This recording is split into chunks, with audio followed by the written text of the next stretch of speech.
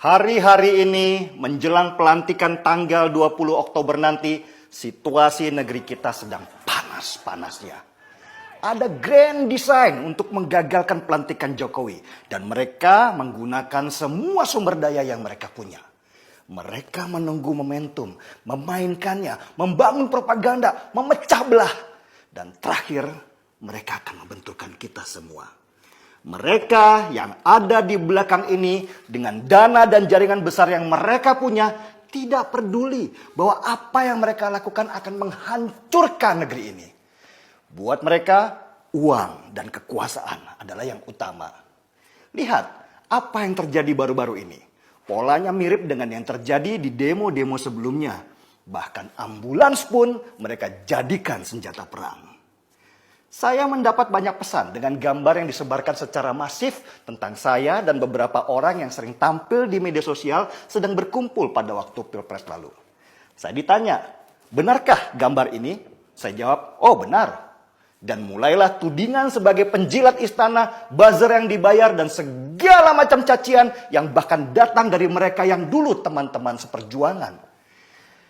Wahai teman, ingatkah pesan bahwa kejahatan yang terorganisir akan mengalahkan kebaikan yang tidak terorganisir? Kita harus angkat topi pada kelompok pendukung khilafah itu yang solid dan militan. Tujuan mereka cuma satu, bagaimana menghancurkan demokrasi dengan menumpang demokrasi. Hanya itu. Yang lain, termasuk siapa presidennya, mereka tidak peduli. Hancurkan Indonesia dulu dan bangun puing-puing khilafah di atasnya.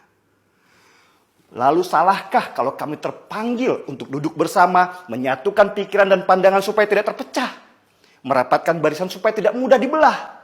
Itu yang kami lakukan, karena untuk melawan kejahatan yang terorganisir, kebaikan harus bisa juga mengorganisasi dirinya.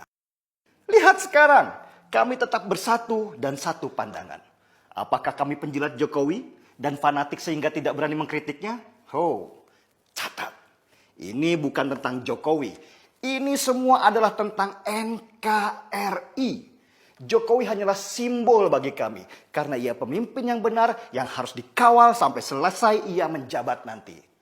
Kalian tahu, kalau kelompok khilafah sudah membangun jaringannya di semua lini selama 40 tahun lamanya.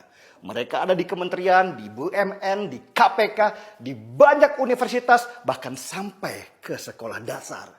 Mereka membangun sel-sel tidur yang akan mereka aktifkan ketika momentum mereka dapat. Dan inilah momentum mereka. Mereka akan mencoba menggagalkan pelantikan Jokowi. Karena mereka tahu bahwa 5 tahun ke depan Jokowi akan bekerja tanpa beban. Kalian kira musuhnya Jokowi kecil? Besar, sangat besar. Dari mana-mana, dari luar dan dari dalam istana. Dan kalian hanya sibuk ingin mengkritiknya tanpa pernah mau berpikir lebih besar akan apa yang terjadi seandainya Jokowi sudah tidak ada. Jokowi memang bukan manusia sempurna, tetapi untuk saat ini dialah yang terbaik yang diturunkan Tuhan buat negeri kita. Kita nggak perlu memikirkan negara sekeras dia berpikir, kita cukup mengawalnya sampai masa dia berakhir. Dan sekali lagi, apa yang saya lakukan dan beberapa teman yang satu pandangan bukan untuk Jokowi, tetapi menjaga ruang media sosial dari propaganda jahat para kadal gurun pendukung khilafah. Jangan lemah dan termakan oleh propaganda mereka. Kita bergandengan tangan menjaga negeri ini. Bukan buat kita, tetapi buat anak dan cucu kita. Saya bersama Jokowi. Seruput kopi. Saya Denny Siregar. Kita di acara Timeline.